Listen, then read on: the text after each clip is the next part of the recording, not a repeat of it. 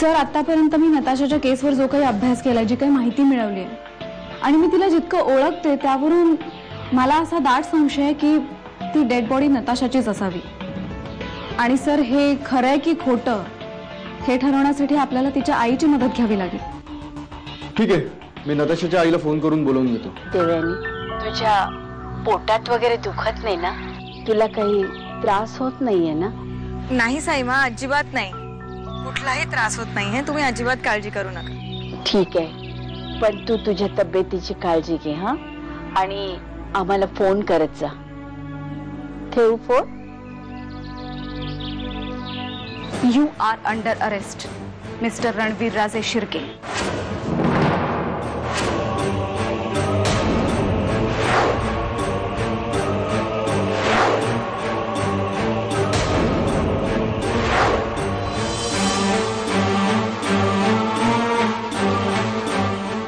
नाही, हे असं होणं शक्य नाही।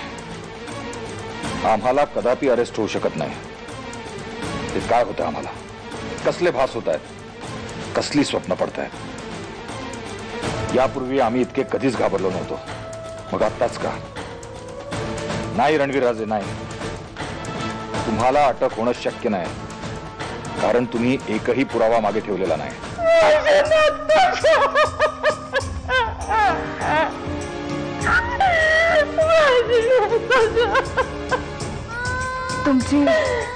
तुमची खात्री पटली का ही नताशाचीच डेड बॉडी आहे?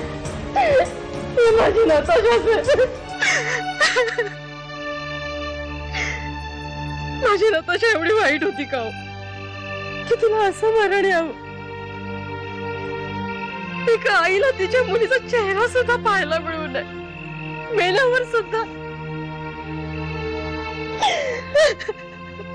हे बघा, प्लीज सांभाळा स्वतःला। मला माहितीये हे सत्य स्वीकारणं तुमच्यासाठी खूप अवघड आहे, पण तरी प्लीज शांत व्हा।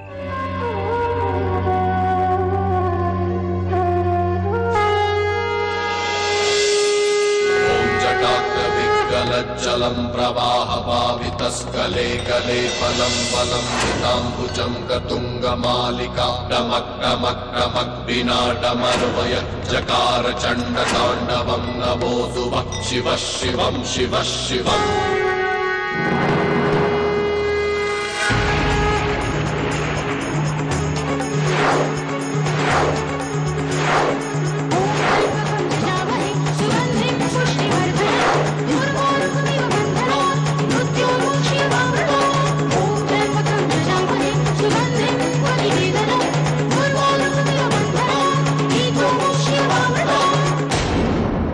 खूप दिवसांपासून इंडियामध्ये येण्याची इच्छा होती आमची।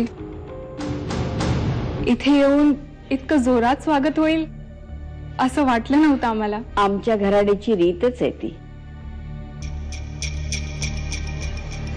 तुम्ही प्रवासातून आलात, थकलात ना, थोडा आराम करा, फ्रेश व्हा। आदित्य राजे तुम्हाला तुमची रूम दाखवतील। तुम्ही बसा भाऊजी, आम्ही दाखवतो। तुम्ही थांबा, आदित्य राजे जाते।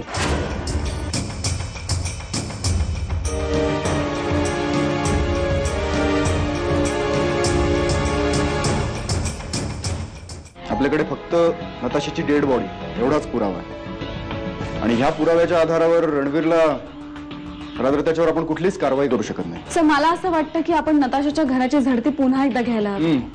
मलाही तोच एक मार्ग दिसतोय आता खुन्यापर्यंत पोहोचण्याचा। लंडनला असताना आधी तू किती वेगळा होतास, आणि आता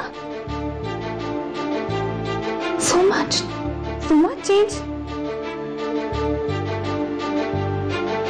लग्न झालं नाहीये ना तुझं? तुझं लग्न झालं की तुलाही कळेल। नाउ यू टेक रेस्ट आणि लंचला आपण खाली भेटूया, ओके?